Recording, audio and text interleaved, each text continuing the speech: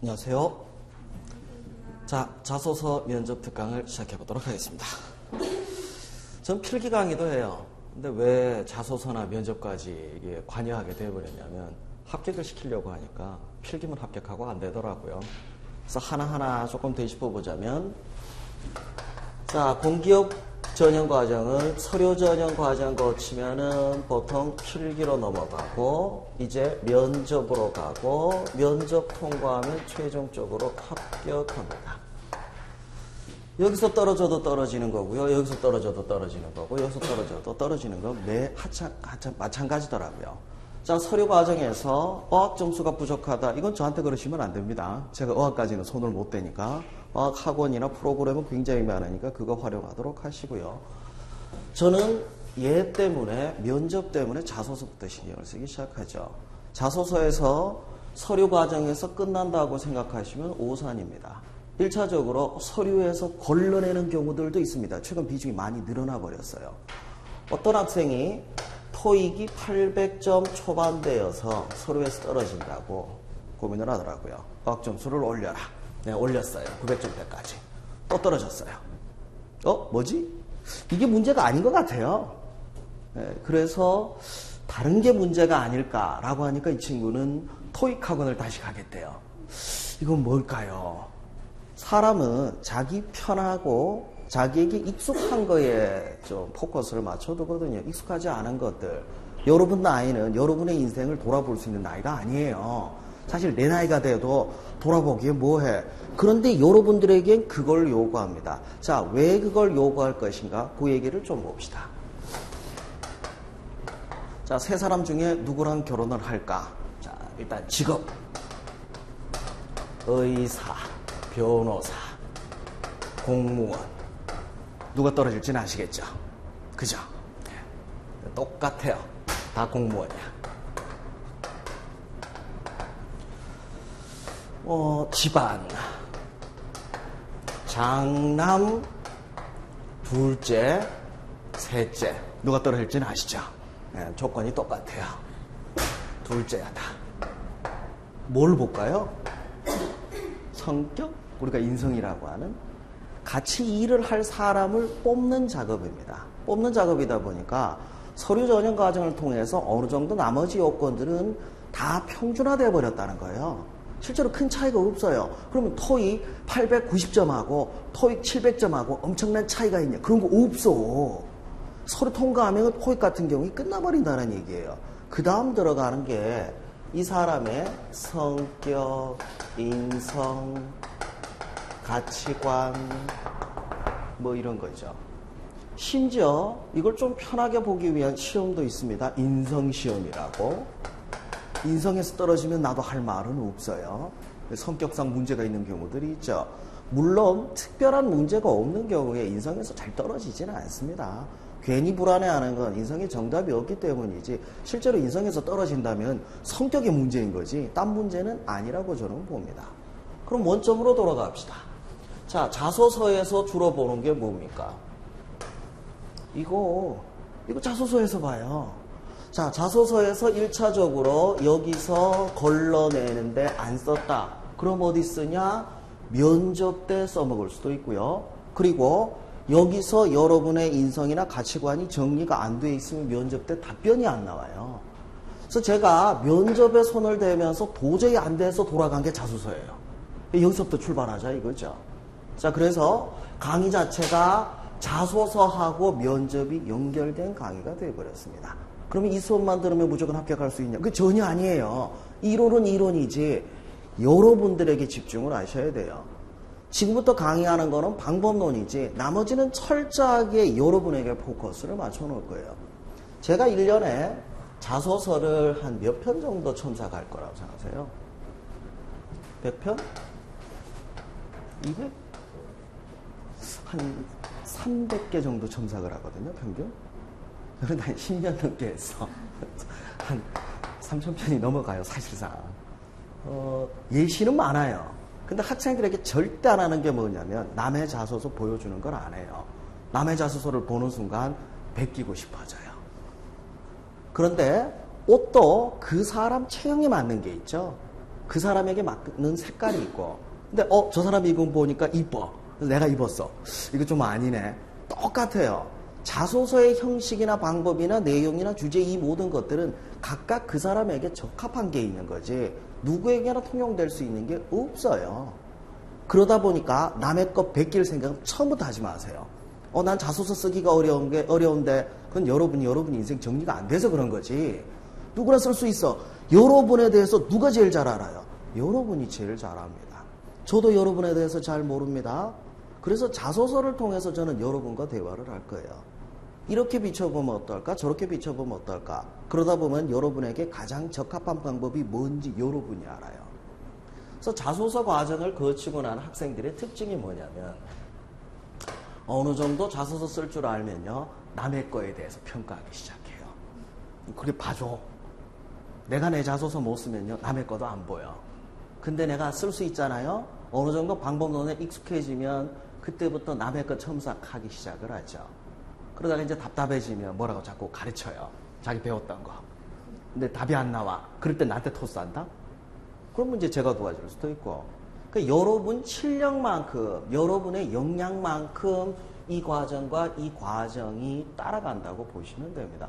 의외로 재밌는 작업이 될 수도 있고, 의외로 고통스러운 작업이 될 수도 있고요. 자, 여기 뭐 사이코패스라든지 또는 소시오패스 또는 뭐 사회에 불만이 엄청 많다든지 인생을 잘못 살았다든지 이런 사람은 없죠. 그런 친구들은 거의 없습니다. 여러분이 괜찮은 인생을 살아왔다는 거 이걸 부정할 필요는 없다는 얘기예요. 자, 첫 번째 자소서의 개념과 중요성 얘기 좀 봅시다. 그림이 나와 있죠. 이건 광고예요. 광고. 광고지 일기라든지 또는 자기 고백서 같은 거 있죠. 이런 게 아니에요. 이거라고 생각을 하기 때문에 처음에 어려운 부분들이 있습니다. 자기 자신에게 솔직하지 못해요. 뭔가를 얘기를 해야 돼. 아무래도 이건 아닌 것 같아. 뭔가 멋있는 걸 보여주고 싶은데 딱히 멋있는 게 없어. 그러면 이제 흐릿하게 얘기를 해요. 누구나 할 수 있는 얘기를 합니다. 근데 그 얘기가 정말 싫어요. 왜 싫을 수밖에 없냐면 여러분은 일이지만 여러분을 평가하는 사람들은 여러분 같은 사람을 100명 이상을 보게 된다는 거예요. 그럼 얘기가 비슷한 것들이 있어요. 단란한 가정에서 태어나서 이거 정말 싫어요. 누가 우리 집안은 이상한 집안입니다. 이 얘기를 할 것 같아요. 대부분 단란한 가정 얘기를 할 수 있거든요. 그럼 단란한 가정이라고 하면 가족이 조금 많아야겠죠. 그러면 가족 구성원 얘기 충분히 하고 근데 과연 이 사람들이 거기에 대한 관심을 가지고 있을까요? 여러분이 집안 사정을 보자는 게 아니에요. 여러분이 어떤 환경에서 커서 어떤 사람인지를 보고 싶은 거지. 뭐 형제가 몇 명인지 부모 직업이 뭔지 그건 아무런 의미가 없다는 거예요. 자, 그것 때문에 자, 광고 얘기했습니다. 광고의 핵심은 뭐예요? 이 제품 괜찮네? 사고 싶네? 이게 핵심 아니에요. 가끔 삽질하는 광고가 있어요. 광고는 재밌는데 제품이 뭔지를 몰라. 차라리 그게 나아요. 광고가 뭔지에 대해서 관심은 갖잖아요. 근데 전혀 관심을 안 갖는 광고들, 다른 광고하고 거의 차이가 없는 광고, 이런 광고는 관심을 아예 갖지 않습니다. 자, 광고인데 광고의 목적은 뭐예요? 상대방을 설득하는 거죠. 자, 설득하는 데서 이 제품 괜찮네? 설득. 자, 여기에 호응을 끌어낸다는 게 뭐예요? 초이스를 한다는 거예요. 물론 평가가 되겠죠. 여러 사람들 중에 한 사람을 뽑아야 된다고 하면 나머지보다 이 사람이 낫다가 될 수도 있고 이 사람보다 다른 사람들이 못하다가 될 수도 있어요. 거기엔 일정한 평가 기준이라는 게 분명히 들어가야 됩니다. 사람이 사람을 평가할 때도 기준이 제시될 수밖에 없어요. 참 잔인한 얘기지만 실제로 면접 평가서 같은 데 보면요. 항목별로 무슨 적극성이라든지 창의성이라든지 뭐 이런 게 있고 이제 뭐 A, B, C 등급이라든지 점수로 되어 있는 게 있습니다.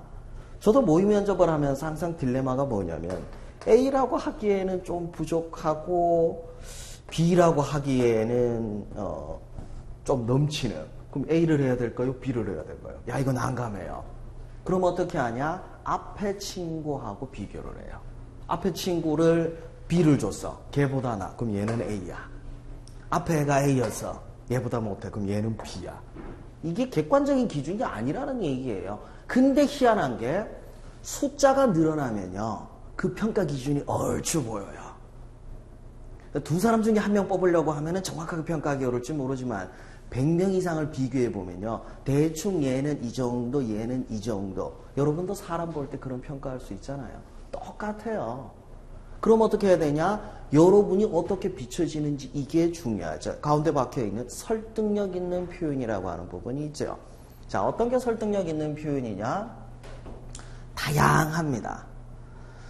형식을 어떻게 하느냐 뿐만 아니라 문장일 수도 있고 주제일 수도 있고 여러 가지 요소들이 다 포함되어 있는 거예요. 제가 이걸 왜 톱니바퀴처럼 만들어 놨냐면 이게 맞물려 있다는 거예요. 이 맞물려 있는 걸 연결하기 위해서 논리적인 것도 필요하겠죠. 흥미있는 요소를 제시하는 것도 필요하겠죠. 읽기 편하게 만드는 것도 필요하겠죠.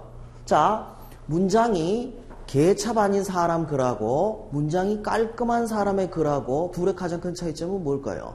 그냥 읽기 편한 거예요. 문장력이 엄청나게 뛰어나야 되냐? 작가 뽑는 시험이 아닙니다. 착각하지 맙시다. 작가하고 아무 상관이 없기 때문에 여러분에게 그 정도는 요구하진 않아요. 하지만 한 가지 유념하셔야 되는 게 적어도 읽는 사람이 편하게 읽을 수는 있어야 되는데 이게 읽기가 힘든 글들이 의외로 꽤 많습니다.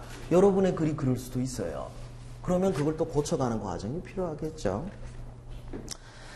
자, 충분히 수행할 수 있는 어쩌고 저쩌고 자소서 항목별로 구분했습니다. 자기, 여기에서 얘기하는 자기는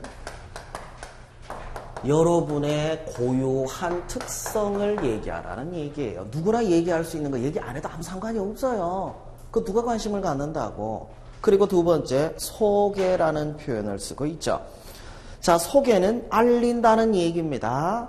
내가 괜찮은 사람이니까 뽑아주세요. 그런 호소력이 필요하죠. 어떻게 호소해야 되는지는 사람마다 조금 다릅니다. 정말 내가 어필할 수 있는 게 뭔지를 잘 생각해 보셔야 돼요. 한 친구의 사례를 좀 보자면 금융권 회사를 지원을 하는 친구였어요. 이 친구의 경우에는 토익 800 초반대, 금융 관련 자격증 전무. 아, 큰일 난다. 얘는 떨어질까요? 자, 면접 때 옆에 있던 학생이 너 떨어질 거야 라고 그랬대요. 왜냐면 그 친구는 금융 관련 자격증이 몇 개가 있었거든요. 굉장히 자신감이 있었다고 합니다. 이 친구는 어차피 이걸로는 승부 못 내는 걸 알기 때문에 자소서에서부터 면접까지 뭐로 도배를 했냐면 효녀를 강조했습니다. 효를 금융에서 얘기하는 신용 또는 신뢰와 연결했죠. 어차피 창구에서 대고객 서비스 제공하는 데 있어서는 금융 관련 자격증보다 더 중요한 건 그 사람의 성향이에요. 이 사람을 믿을 수 있어야 이 사람에게 계좌를 들고 돈을 맡길 거 아니에요. 요걸 강조해서 합격을 한 케이스도 있습니다. 이 친구는 현명한 선택을 한 게 이거 강조해 경쟁력 있어요? 없죠. 없는데 없는 거 어떡할 거야? 여러분이 준비하는 거는 별개 과정이고 이미 자소서나 면접 단계 들어가면요. 가지고 있는 걸로 승부해야 돼요. 학생들이 가장 착각하는 게 있어요. 앞으로 입사한 이후에 중국어를 공부하겠다. 그러면 중국어 능력이 있는 거예요? 없는 거예요? 없다는 얘기야. 앞으로 할 거니까 내 능력이고 있다라고 보여줄 거라고 착각을 한다. 전혀. 아, 얘는 이게 없구나. 끝. 보는 사람의 기준을 잘 생각을 하셔야 돼요. 자, 그리고 자기소개서는 글로 쓰는 겁니다. 학생들이 자주 얘기하는 게 있어요. 저는 이런 의도였습니다. 그럼 그렇게 써. 근데 글하고 본인 의도하고 다른 경우가 있어요. 사람이 말할 때도 그렇죠. 말은 이 사람에게 좋다라고 얘기하고 싶은데 속마음은 그래. 근데 겉으로 나온 얘기가 틱틱 빼듯이 얘기를 한 거야. 그럼 그 사람이 이 사람이 날 좋아하는구나 알 거라고 생각해서 몰라. 뭐 이런 게 다 있어. 자, 글로 쓰는 게 자소서면 말로 하는 거는 뭐죠? 면접. 내용 별 다른 거 있어요? 별로 다른 건 없어요. 자, 그런데 글이라는 거를 꼭 유념하셔야 됩니다. 글을 통해서 여러분의 의사를 전달할 생각하셔야지. 내 마음은 이런데 글은 다르게. 그 마음 절대 전달이 안 돼요. 자, 자소서의 중요성과 관련해서 자소서 과정 좀 봅시다. 객관적 자료, 내면 평가. 자, 여러분이 외형적으로 보여줄 수 있는 것들이 꽤 있습니다. 밖으로 보이는 모습도 있고, 여러분의 경력도 있고, 여러분의 경험도 있고. 소설 같은 글에 나와 있는 스토리라인을 통해서 여러분 간접적인 경험도 체험하죠.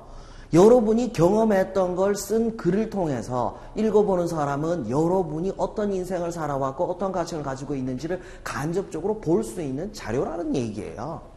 자, 이 객관적인 자료를 통해서 궁극적으로 뭘 보려고 하나? 여러분의 내면을 보려고 합니다. 여러분이 어떤 사람인지. 자, 소개팅을 했어요. 다시 또 소개팅 얘기로 가야 되네. 전 사람 뽑는 게 그 회사에서 사람 뽑는 거나 소개팅하고 나서 사람 선택하는 거는 뭐 별반 차이 없다고 저는 보는 쪽입니다. A, B, C. 조건 탐색 끝내겠죠. 그 다음 뭐 해요? 대화나 또는 이 사람의 생활을 관찰을 하면서 이 사람이 어떤 사람인지 성향 파악하겠죠. 이때 어필을 잘해야 돼요. 내가 어떤 사람인지. 약간의 조작도 할 수도 있겠죠. 속아서 결혼한 사람들 많잖아요. 근데 왜 그랬겠냐고. 속아서 결혼하고 나서 그냥 사는 사람들이 많다 의외로. 속아서 사람 뽑고 나서 에이씨 그러고 그냥 계속 그냥 그 사람하고 같이 일하는 경우들도 꽤 많다는 거예요. 참 다행이죠. 완벽하게 여러분을 뽑을 수는 없습니다. 어차피 비교예요. 세 사람 중에 한 사람을 선택해야 된다면 이 사람이 70점이고 80점이고 이 사람이 81점이면 그냥 얘 뽑는 거예요. 90점짜리를 뽑고 싶은데 없어. 여러분의 경쟁자 중에서 그렇게 대단한 사람이 의외로 별로 없어요. 자, 미국에서 하버드 나왔다고 합시다. 하버드 MBA까지 나왔어. 여러분의 경쟁자라고 보세요. 미쳤다고 여러분이 지원하는 회사 이 사람들이 거기 지원할 거라 생각해? 안 해. 더 좋은데 천진데. 그럴 거 아니에요. 여러분의 경쟁자와 비교했을 때 여러분 그렇게 꿀릴 것도 없어요. 자, 내면을 평가해서 뭘 합니까? 여러분이 적합한 인재인지 아닌지를 보는 첫 번째 단계, 이 서류 단계가 되어버린다는 거예요. 그리고 마지막 단계인 면접까지 연결이 되는 거죠. 그래서 자소서가 중요한 거예요. 그래서 시험은 자소서에서 시작해서 자소서로 끝난다고 얘기를 합니다. 물론 자소서를 안 보는 데도 있어요. 거기는 어떻게 할까요? 면접 더럽게 빡세게 해버리죠. 그래서 기업체들 중에 보면 서류 과정 다음에 자소서를 제출하거나 아니면 바로 면접으로 들어가는 경우 있죠. 면접 1단계, 2단계, 3단계에서 왜 이렇게 빡세게 하냐? 목적은 똑같아. 괜찮은 사람 뽑기 위한 거. 차이 아무것도 없습니다. 자, 제가 자꾸 내면 얘기하는데 여러분의 내면의 목소리에 귀를 기울여 보셔야 되는 여러분이 그런 적이 없어. 그러니까 이참에 여러분 인생을 한번 반추해보는 그런 시간을 가져보는 것도 어떨까 생각이 드네요. 자, 좋은 자소서의 요소들 좀 봅시다. 모든 자소서에 이 요소들이 다 있지는 않습니다. 이 요소들 중에서 한두 가지만 가지고 있더라도 여러분의 경쟁자 자소서보다는 더 나은 걸로 보일 겁니다. 자, 첫 번째, 객관적인 글이라고 얘기를 하죠. 자, 객관적이라는 게 어떤 건지 말씀드릴게요. A가 B와 대화를 합니다. B의 관점에서는 어떻게 생각할까를 감안해서 A가 얘기한다. 이건 상대주의적 태도죠. 객관적인 태도라는 얘기는 제3자 입장에서 보는 것을 얘기해요.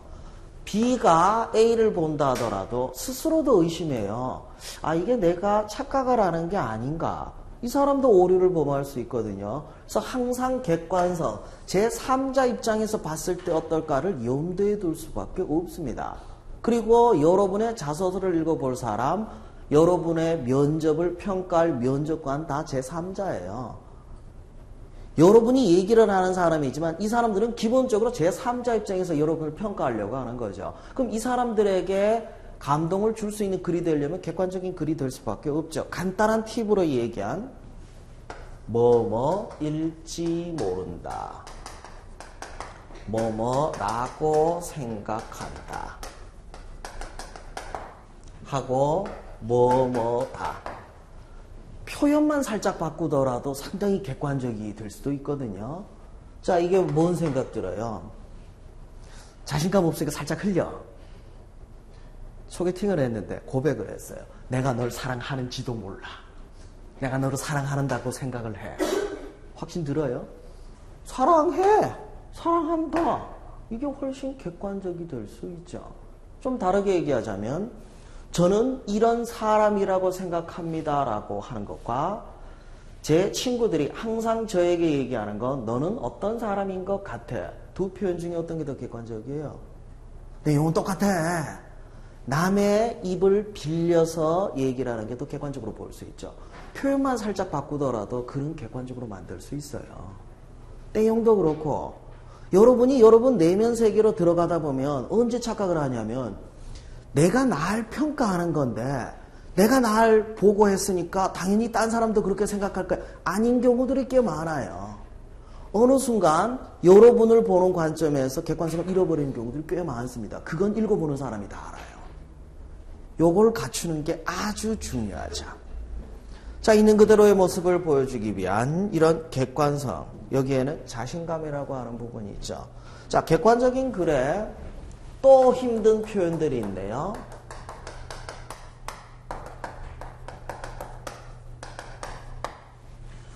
자신감이 있으면 솔직하게 얘기할 수 있겠죠. 솔직하게 얘기하면 자신감이 생길까요? 이게 연관된 건 알 것 같은데 이게 반드시 이런 관계도 아니고 이 관계가 되려면 이 앞에 뭔가가 있어야 돼. 자신감의 근거가 뭐냐 이거예요. 자, 솔직하면 자신감 있게 보여줄 수 있습니다. 이것도 표현이에요. 그럼 어떻게 해야 솔직할 수 있을까? 여기에 또 물음표가 생기죠. 저도 이것 때문에 항상 고민을 했는데 결론 먼저 말씀드릴게요. 객기. 일단 자신감. 왜냐하면 여러분 인생이 얼마나 의미 없는 건지는 쉽게 증명해 줄 수 있어요. 제가.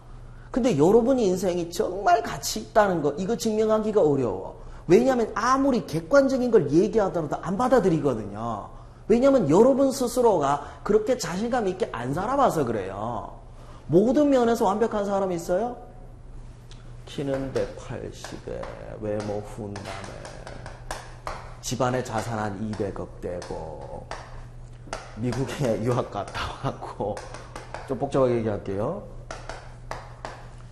직업 의사고 이런 사람이 잘 있냐고. 없잖아. 이 정도 되면 자신감이 있을까? 실제로 이런 사람들도 지가 자신감이 없는 경우들도 있습니다. 자기에게 부족한 면들이 주로 보이기 때문이에요. 남들은 여러분의 부족한 면을 잘 못 봐요. 간간히 지나가다 한마디씩 하는 거 그거 그렇게 신경 쓸 필요는 없어요. 안 보여? 안 보여줬는데 누가 어떤 사람이 자기에게 부족한 면을 자랑하고 다닐 거냐고. 그런 사람 없잖아. 긍정적인 면을 주로 보여주려고 하죠. 부정적인 면을 감추려고 하죠. 그런데 부정적인 면을 딴 사람이 어떻게 자랑하냐고. 그냥 지나가다 한 말인데 그게 계속 귀에 들려. 내가 칭찬을 10가지 하고 나에 대해서 비판을 1가지 했는데 기억나는 거 비판밖에 없어. 그러니까 자신감이 없는 거예요. 그래서 자신감 가지려면 그냥 객기라고 부려. 제가 농담 삼아서 면접 갈 때 그런 얘기를 해요. 나한테 허락받고 기죽을 하고. 그럼 내가 허락 안 해주면 기죽으면 안 돼. 근거가 뭐냐고. 없어 그런 거. 객기야. 일단 자신감을 갖고 시작해요. 그래야 솔직해질 수 있어요. 알고 보면 여러분이 괜찮은 인생을 살아왔을 거예요. 지나가다 돌 맞고 욕 먹어본 적 없잖아. 대대적으로 비난받아본 적 있어요? 없잖아. 전교생 앞에서 욕 먹어본 적 있어요? 난 전교생 앞에서 욕 먹어본 적 있어요. 교장하고 싸웠더니 그 다음 주에 교장이 전교생 앞에 있는 데서 제 욕을 하더라고요. 제 이름만 얘기 안 했지 우리 학교 학생들 다 알아. 누가 건방지게 선생에게 대들지를 하냐. 난 당당하게 내 주장했어요. 때리려면 때리든지 라고 얘기했는데 교장이 열받았나 봐. 할 수 있는 게 없다 보니까. 그렇다고 교장이 직접 때릴 수는 없죠. 그래서 종교 조회할 때 제 욕을 하더라고요. 여러분 그렇게 안 살아왔잖아. 그죠? 그 정도 욕먹기가 쉽지가 않더라고요. 그럼 일단 자신감은 가져요. 그럼 이제 솔직한 걸로 들어가면 됩니다. 어떻게 해야 솔직해지는지 여러분은 모릅니다. 왜냐하면 평소에 그렇게 솔직하게 속에 있는 얘기 다 안 하고 살았잖아. 저는 철저하게 솔직하게 살았거든요. 그랬더니 교장한테 욕도 먹더라고. 참고 그냥 넘어갔어야 되는데 안 참았어. 난 그게 솔직하다고 생각했어요. 근데 이 사회가 바라보는 솔직함은 그 솔직함이 아닙니다. 이 솔직함은 표현하는 방식에 따라서도 많이 달라질 수 있고 여러분이 솔직해지는 것도 중요하지만 솔직하게 어떻게 표현하는 게 중요한지 이걸 몰라요. 일단 자신감만 가져요. 솔직함은 여러분의 모습 속에서 조금씩 찾아갈 겁니다. 자, 그러면 객관적인 글이 되죠. 자, 자기를 잘 나타내는 글이라는 표현이 있죠. 솔직해지면 거기에 여러분이 담겨 있겠죠. 솔직하지 않은데 여러분 자신을 담을 수 있는 방법을 제시할 수 있는 사람들이 있어요. 작가. 작가가 다 지 얘기합니까? 공상과학 소설이 자기 얘기예요? 아니잖아. 그죠? 이거 되면요. 솔직함 없이도 자기 자신 보여줄 수 있으면 작가 해야 돼. 여러분이 입사할 문제가 아니야. 내가 추천할게. 이게 안 돼요. 이거 안 하고 자기 자신 보일 방법이 없으니까 그냥 솔직하게 일단 질러놓고 봐. 아직 제출 안 해도 되니까. 나야 첨삭하는 단계에서 얘기하는 거니까 고쳐서 내면 될 거 아니에요. 바로 내기 뭐 하더라도. 자, 자기 나타낸 글 얘기. 거기에 감정에 대한 얘기가 있습니다. 자, 보통 여러분 청소년기에 무슨 교회나 또는 학교에서 무슨 캠프 같은 거 하죠. 캠프 같은 거 하면 마지막 날 밤에 촛불 켜놓거나 또는 이렇게 캠프파이어 하면서 삥 둘러서 하면서 항상 이런 얘기를 해요. 우리 모두 솔직하게 자기 자신을 바라봅시다. 이러면서 뭔가 얘기 꺼내면 그때부터 울기 시작해. 어때요? 평소에 얘기하지 않았던, 보여주지 않았던 감정이 밖으로 보기 시작하면서 이 감정이 휩쓸려 가기 시작해요. 여기에 고양돼 버리면 여러분이 얘기하는 게 뭔지 여러분도 몰라. 그냥 옆에서 들으면 울기만 해. 얘도 힘들었구나. 나도 힘들어. 근데 뭔 내용이냐? 아무것도 없어. 자, 자기를 보여주기 시작하면서부터 이런 딜레마에 빠져요. 감정에 휘둘리기 시작합니다. 제가 아까 객관적인 거 얘기했죠. 감정에 휘둘리면요 절대 객관적이 안 돼요. 남들이 볼 땐 뭔지 몰라. 다른 친구들은 내가 솔직하게 내 얘기하니까 다 감동받던데 그건 친구고. 자, 면접관이나 자소서 평가할 사람 여러분이 알아요? 모르는 사람이잖아. 여러분 그날 처음 보는 사람이에요. 처음 보는데 여러분의 감정 노출된 걸 보면서 바로 감동받으면 얘가 이상한 거지. 이런 사람 인사과 절대 못 가요. 회사에서 이 사람을 자르라고 합니다. 근데 이 사람 사정을 보니까 너무 불쌍해. 그래서 상사에게 제가 죽어도 얘는 못 자르겠는데요. 야, 너 나가. 회사에 쫓겨나겠죠. 절대 그 업무에 배치가 안 돼요. 그리고 사업에는 여러분 생각하는 것보다 훨씬 냉정한 곳입니다. A라는 사람이 인사과에 있는 사람이에요. 이 사람 딸린 식구가 뭐 부인도 있고 애도 있고 한 3식구가 있다고 합시다. 3식구 먹여 살리는 게 중요할까요? 이 사람이 다른 사람 10명을 해고시켜야 되는 게 더 중요할까요? 이것도 챙기면서 10명도 안 자를 수 있어요? 인사부 직원인데? 사장이 아니야. 자기 가족 먹여 살리기 위해서 이 사람 자를 수도 있는 사람들이에요. 그런데 여러분들에게 여러분 감정이 휘둘릴 거라고 생각하세요? 절대 그럴 일 없습니다. 한 번은 요 단계 경험할 거예요. 내 인생 왜 살았나 그러면서 쭉 처지는 단계. 걱정하지 마세요. 많이 끄집어 올려봤기 때문에 쭉 빠지더라도 끄집어내는 것도 의외로 쉽습니다. 소주 한 잔 먹고 툴 털면 다 없어져. 뭐 그렇게 인생 잘못 살았다고. 자, 자신과 회사가 부합되는 글이라는 얘기를 하고 있죠. 어떤 친구가 도전 정신이 굉장히 강하다고 합시다. 어릴 때부터 새로운 도전을 해왔고 그래서 제도권 교육에 불만이 많아서 학교를 때려치고 검정고시로 대학을 들어가고 조기 졸업했는데 졸업하자마자 외국에서 한 2년 정도 여행을 하고 공무원이 되겠대. 어떻게 연결할 거예요? 도전정신하고. 너무 같다, 그죠? 차라리 해외 진출 노리고 있는 대기업에는 맞출 수 있겠죠. 맞는 게 있고 아닌 게 있어요. 그러면 이 친구는 절대 공무원은 못 되겠네. 이 얘기 안 하면 될 거 아니야. 딴 것도 있잖아. 여러분의 성격에 부합하는 걸 만들면 돼요. 여러분은 생각보다 다양한 자질과 성향을 가지고 있거든요. 이걸 어떻게 조합해서 어떻게 비춰질지 그것만 잘 하셔도 됩니다. 내용 잠깐만 보시면 자, 두 번째 점에 없는 사실 꾸미지 말라고 하고 있죠. 대기업이에요. 뭔가 도전적인 걸 요구하는 것 같아. 없던 얘기를 만들어서 가보지도 않은 히말라야 얘기를 해요. 안 가보고 얘기할 수 있는 방법이 뭘까요? 전 사실 가능하다고 보거든요. 히말라야에 대한 사전조사, 그리고 히말라야에 갔다 온 사람들의 후기 에피소드를 가지고 또 가상의 이야기를, 아니 소설을 한 편을 만들어 보면은 이 얘기에 대한 답변을 할 수 있어요. 답변 하나 하자고. 근데 그 정도 노력할 수 있습니까? 못하잖아. 그 정도 연기력이 있어요? 못하잖아요. 그러면 면접관이 히말라야 갔다 왔습니까? 그럼 예. 어떤 코스로 갔다 왔어요? 예? 답변이 안 돼. 꾸며서 얘기하면요, 걸려. 여러분 평가할 사람이 여러분보다 단수가 높아요. 꾸미는 건 안 돼. 전 그래서 살짝 각색하는 정도까지만 추천을 해요. 솔직하게 얘기하되 표현을 풍성하게 하는 거지 거짓말은 아니거든. 자, 회의사와 연결시키는 부분도 뻥치지 마세요. 뻥치다 걸리면 그 다음부터 여러분이 하는 얘기는 전부 거짓말이 됩니다. 믿을 수 없는 사람을 뽑는 회사는 없습니다. 믿을 수 없는 사람, 연기 잘하는 사람 뽑는 건 그건 방송국이나 영화사지 기업체는 아닐 거 아니에요. 자, 이어서 표현이 명료한 글입니다. 사람이 말을 할 때도 깔끔하게 말하는 사람이 있고 두서없이 얘기하는 사람도 있죠. 결론 내리지 못하고 말이 점점 길어지는 경우들도 있습니다. 얼마 전에 제가 그 영화 시사회를 갔다 왔는데요. 아는 지인이 영화에 출연을 해서 그래서 옆에 같이 갔던 일행이 뭘 좀 질문을 좀 대신 했으면 그래서 난 묻고 싶은 거 있으면 그냥 물어요.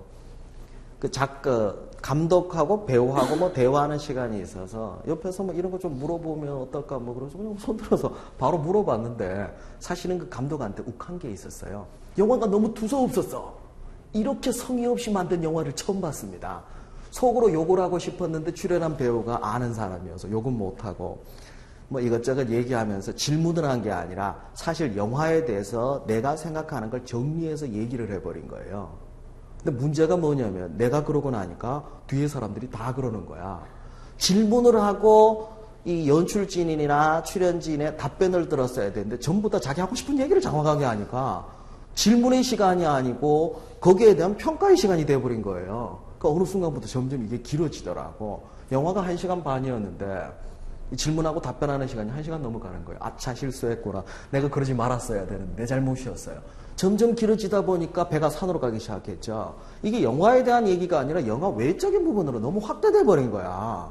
그랬더니 출연한 배우들의 연기나 이런 거 다들 관심이 없어. 사실은 왜 그렇게 됐냐면 그 영화에 출연했던 배가 이번에 사고 났던 그 배야. 영화 내용하고는 아무 상관이 없는데도 불구하고 이 배 때문에 자꾸 그 생각이 나는 거예요. 어떤 식으로든지 이거라고 연결시켜서. 또 배경이 강정마을이다 보니까 사회적 갈등에 대한 부분들도 포함이 되어 있고 이런 부분을 국가가 해소하지 못하는 이런 문제까지 연결해서 얘기할 거리가 있다 보니까 계속 그 얘기만 한 거예요. 이렇게 장황해지다 보면 뭘 얘기하려고 하는지를 몰라요. 그리고 글을 읽을 때 어때요? 서점 가서 도서관에서 책을 고를 때 딱 읽어봤는데 얘기가 두서없어. 그럼 그 책 사요? 그냥 곱게 꽂아놓고 딴 거 고르면 되죠. 사람이 많습니다. 엄청나게 많은 지원자가 있어요. 내기가 두서없어요. 정말 두서없고 뭔 내용인지 잘 모르는데도 불구하고 이 사람이 이걸 쓰느라고 참 고생을 했을 거니까 난 이걸 꼭 다 체크하고 읽어야 된다. 그래서 퇴근 시간 넘어서 3시간, 4시간 야근까지 하고 그 사람들이 집에 갈 거라고 생각하십니까? 안 가요. 두서없고 무슨 내용인지 모르겠다. 어떻게 해요? X. 끝. 면접에선 두서없이 말한 사람 때문에 시간 늦어지고 퇴근 늦어지는 걸 용납할 거라고 생각하십니까? 언젠가 한번 여러분이 경험할 게 있을 거예요. 면접하다가 중간에 뭔 얘기하려고 하면 끊어. 둘 중에 하나야. 여러분 얘기 듣기 싫다. 아닐 수도 있다는 거 생각하셔야 돼요. 그냥 밀리다 보니까 여러분에게 시간 많이 할애하면 퇴근이 늦어지는 거야. 그래서 중간에 짜는 거지. 여러분이 마음에 안 들어서가 아닐 수도 있어요. 글을 읽을 때는 그냥 X해버리면 끝나는 문제가 됩니다. 그래서 표현이 명료해야 되죠. 어휘 사용에 있어서도 중복되는 표현은 가능하면 안 쓰는 게 좋습니다. 영어는 철저하게 같은 표현을 쓰지 말라고 하죠. 우리 글도 같은 표현을 쓰지 말라고 가르쳐요. 여러분이 기억이 안 나서 그렇지. 그 초등학교나 중학교 때 글쓰기 수업 시간에 그거 가르쳐요. 그럼 첫 문장에서 썼던 표현이 똑같이 중복이 안 되려면 바꾸고 들어가야겠죠. 자, 완벽이라는 표현에 문법 얘기가 있습니다. 자, 표현이 완벽해지려면요, 맞춤법 띄워쓰기,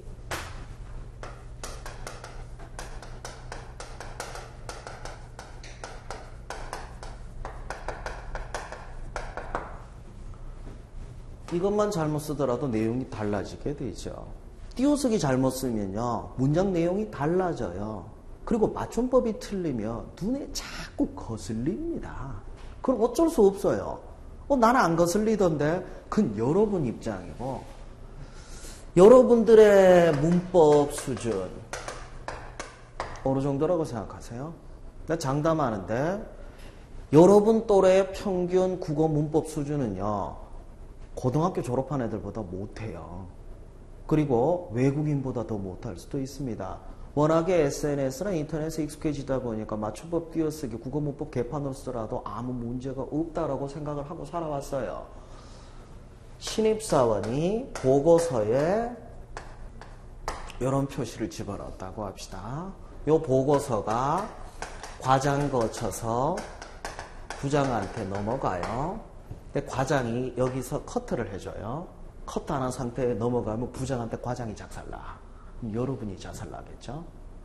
이런 표현들을 쓰는 사람을 뽑으면 어떤 결과가 나올 거라고 이 사람들은 생각해요. 아, 나중에 얘 때문에 내가 깨질 수도 있구나라고 생각을 해요. 보고서도 기본적으로 못 쓰는 애라면 내가 피곤해 주겠구나라는 생각을 할 수밖에 없다는 얘기입니다. 그래서 자소서에 문법, 맞춤법 띄워쓰기도 평가 항목이 될 수도 있습니다. 그거 유념하셔야 돼요. 고등학교 국어 성도 실력이면 되니까 이거는 평소에 공부하라고 말씀을 드리고 싶고, 그리고 한 가지 더, 이거 공부하는 것도 좋은 방법입니다. 외국인 대상으로 하는 인증시험 말고 KBS 능력시험이구나. 이거 KBS에서 주관하는 한국어 능력시험이 국가 공인이 됐어요. 아직 가점이 많이 부여되지는 않지만 의외로 평가가 괜찮은 게, 여기서 괜찮은 점수 나오면은 말, 글은 기본적으로 한다라고 생각을 하기 때문에 의외로 효과는 좀 있는 것 같습니다. 따로 공부할 필요는 없어요. 그냥 한번 봐. 보고 점수 괜찮게 나오면 그냥 쓰고, 아니다 싶으면은 그냥 냅둬요. 의외로 점수가 안 올라가더라고. 자, 일관성 있는 글, 형식과 내용으로 나누어 뒀습니다. 자, 형식의 일관성. 학생들이 자소서를 컨트롤-C, 컨트롤-V 할 때 항상 발생하는 문제 중에 하나가, 어떤 문장은 씁니다. 존댓말로 썼는데 어떤 문장은 뭐뭐이다. 이렇게 바뀌는 경우가 있죠. 한 가지를 일관되게 가지고 가야지. 중간에 바뀌면 좀 어떤 생각이 드냐? 야, 이거 짜깁게 한 거 아니냐라는 생각이 들거든요. 형식의 일관성 유념하셔야 되고, 그리고 한 가지만 더. 꼭 존댓말을 써야 될까요? 자기소개서도 일종의 공적으로 쓰이는 서류에 가까운 거지 사적으로 쓰는 글은 아니에요. 대중을 대상으로 할 때, 말로 할 땐 존댓말을 쓰는 게 나을 수 있지만 글로 쓸 땐 반말로 쓰더라도 큰 차이는 없습니다. 얘가 반말로 글을 썼네, 싸가지 없네 라는 생각을 안 한다는 얘기예요. 누가 보고서 쓸 때 존댓말로 써, 회사 내에서. 상사에게 쓰는 보고서도 다 그냥 반말을 써요.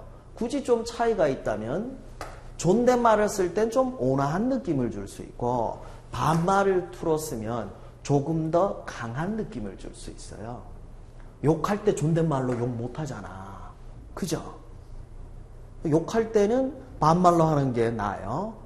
공손하게 얘기할 때 반말로 하기는 좀 힘들죠. 그럴 때는 존댓말로 쓰는 게 나은데, 그냥 그 차이가 있는 거지 반드시 이렇게 해야 된다는 건 없습니다. 꼭 일관되게 쓰도록 하세요. 자, 내용의 일관성 얘기도 있죠. 자소서 한 항목에 대한 내용을 쓴다고 합시다. 제가 제일 불편한 친구들이 뭐냐면, 한 1500자 가까이 쓰는데 한 단락으로 쓰는 친구들 있죠. 읽기 정말 불편해요. 단락 나누기 왜 합니까? 심심하니까? 읽기 편하라고. 세 단락으로 썼다고 하자고요. 단락 나눈 기준이 뭐예요? 여기에 주제, 여기에 주제, 여기에 주제가 다르니까 나눈 거겠죠. 기계적으로 나누라는 얘기가 아니에요. 내용을 구분해서 쓰라는 얘기죠. 여기에선 이 주제만 써도 돼요. 서술형으로 써서 한 단락이 됐다. 이건 좀 다른 문제겠죠. 일관되게 쓰라는 얘기, 내용의 일관성에 있어서 단락 나누기 굉장히 중요합니다. 그리고 일관된 내용, 한 놈만 확실하게 펴고 다음 단락으로 넘어가요. 이 얘기했다, 저 얘기했다. 또는 한꺼번에 많은 얘기를 다 집어넣어버리면 이것도 저것도 아닌 경우들이 많습니다. 의외로 이 글을 읽을 때, 그리고 여러분이 하는 얘기를 들을 때 시간이 짧아요. 안 길어. 여러분 혹시 1분 자기소개 해보셨어요? 면접 때 여러분 멘붕 빠뜨리는 쉬운 방법이 있습니다. 1분 자기소개. 자신 있다 그러면 뭘 해버리면 되냐면 5분 자기소개 해버리면요. 다 멘붕이야. 5분 동안 할 얘기가 없어. 5분을 끌어가기 위해서는 스토리 라인도 있어야 돼요. 몇 개의 주제가 있어야 되고 테마도 있어야 되고. 사실 자기소개가 5분 넘어가면 이건 PT야. 여러분은 소재로 해서 프레젠테이션 하는 거랑 다름없어요. 1분도 버거워. 어떤 친구는 30초 얘기하는 것도 버겁대. 할 얘기가 없대. 30초 자기소개하라니까 앞으로 들어가서 열심히 하겠습니다. 그건 자기가 아니야. 그건 자기의 마음가짐에 대한 얘기지. 마음가짐은 자기소개 끝부분에 짧게 한 문장 정도 치는 걸로 끝내야 될 건데 내 얘기는 안 하고 뽑아주시기만 하면 열심히 하겠습니다. 국어를 해. 자기소개가 아니라. 이거 하지 말라고. 이게 안 되면 뭐가 돼요? 이게 왜 안 될 것 같아요? 내용이 없기 때문이에요. 내용의 일관성을 구축하려고 하면 내용을 먼저 찾으셔야 됩니다. 난 쓸 얘기가 없는데 언제 거기에 대해서 고민을 해봤냐고. 여러분은 그런 걸 고민할 나이가 아니라니까. 사람들은 자기 자신을 언제 정리하는지 아세요? 죽기 전에 해요. 이제 한 3개월 남았대. 남은 3개월 동안 열심히 놀 거라고 생각하세요? 아니에요. 못 놀아. 사람들 그런 배짱 없어. 그럼 뭐 하냐면 죽을 때 앞두고 뭐라도 끄적대 본다. 나는 어떤 인생을 살았고 자서전을 써볼까. 내가 지금까지 좀 못해줬던 사람들에게 어쩌고 저쩌고 그래서 마음 편하게 가고 싶어 하죠. 그걸 안 해봤기 때문에 힘든 것뿐이에요. 뒤집어서 얘기하자면 해보면 의외로 쉬울 수 있습니다. 자, 마지막으로 시간적 여유 얘기하고 있죠. 자소서 언제부터 씁니까? 공고 뜨면. 자, 공고 뜨고 나서 자소서 항목 발표 나고 나서 제출 때까지 얼마 시간이에요? 길어봐야 2주야. 짧으면 3일도 봤다 난. 공고 딱 뜨고 항목 나왔는데 사흘 후에 제출을 하고 그때까지가 마감이에요. 작은 공기업의 경우에는 그런 경우들도 가끔 있습니다. 자, 2주 내에 모든 과정 완벽하게 하는 게 가능할까요? 안 돼. 안 되니까 부랴부랴 급하게 쓰고 나서 다음번에 공고 뜨면 다시 똑같은 짓을 해요.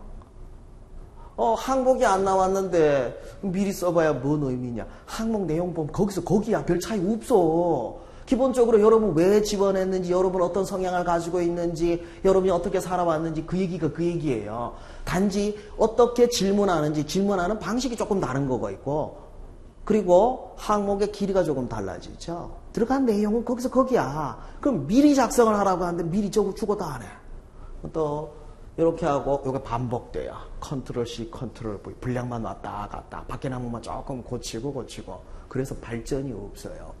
전 자소서가 이렇게 간다고 생각해요. 요 단계에서 뭐가 발전되는지 몰라. 근데 어느 순간 휙 올라가는 걸 스스로 알 수 있습니다. 확인하는 방법이 굉장히 쉬운 게 이전에 썼던 자소서가 쓰레기로 보일 때 있죠. 그때가 여러분이 업그레이드 된 거예요. 그럼 그건 다시 못 써. 차마 컨트롤 C, 컨트롤 V를 할 수가 없어. 스스로 자괴감에 빠져요. 이런 쓰레기를 내가 왜 썼을까? 그럼 여러분 발전한 거예요. 그러면 또 앞으로 나가게 되거든. 그래서 시간을 충분히 가지고 가라는 얘기예요. 작가들도 시간 많이 쓸수록 명작이 나와. 여러분의 자소서도 시간이 많이 초고 작성하고 수정하고 제출할 기간이 얼마 안 남았는데 그럼 전년도 거 기준으로 하면 될 거 아니에요. 앞으로 2개월 후에 뜰 때가 있어요. 주기적으로 공개업 중에 그런 데가 있으면 작년 거 기반으로 하면 올해 바뀌면 어떡하냐. 바뀌어도 들어갈 내용은 별로 바뀐 게 없다니까. 1년 전에 여러분하고 1년 후에 여러분하고 뭔 차이가 있어. 갑자기 성격 바뀌었어요? 그런 거 없잖아. 자, 그리고 한 가지 더. 종종 시간이 날 때 끄적끄적 대보는 노트 같은 거 하나 써두세요. 살아오면서 뭐 그냥 느껴지는 게 있을 거야. 또는 책을 읽다가 보면 아, 이런 표현을 써먹으면 어떨까라고 하는 거, 그런 것들을 간간히 끄적끄적 대보면, 아니면 여러분들이 과거에 썼던 일기라든지 그런 글을 보는 것도 괜찮은 방법이에요. 그러니까 시간적 여유를 가지고 충분히 써본다면 많은 시간이 필요한 건 아닙니다. 저는 시간적 여유를 가지라고 했지 많은 시간을 투자하라는 얘기는 안 해요. 어차피 글로 말로 여러분을 표현하는 거라면 이걸 정리할 시간을 가져보는 건 참 의미 있는 일인 것 같습니다. 하루 종일 책상머리에 앉아서 공부만 할 수는 없잖아. 여러분 인생을 돌이켜보는 것도 괜찮은 흥미있는 작업이 아닐까 싶네요. 이런 거 다 갖추면요, 좋은 자소서 나와요. 100% 장담합니다. 다 아니어도 돼요. 여기에 있는 조건들 중에 한 가지만 갖추더라도 여러분의 자소서 면접 때 여러분이 더 나아진다는 걸 확신합니다. 하나하나 실천해 보도록 합시다. 조금 쉬었다가 얘기 이어서 가도록 하겠습니다.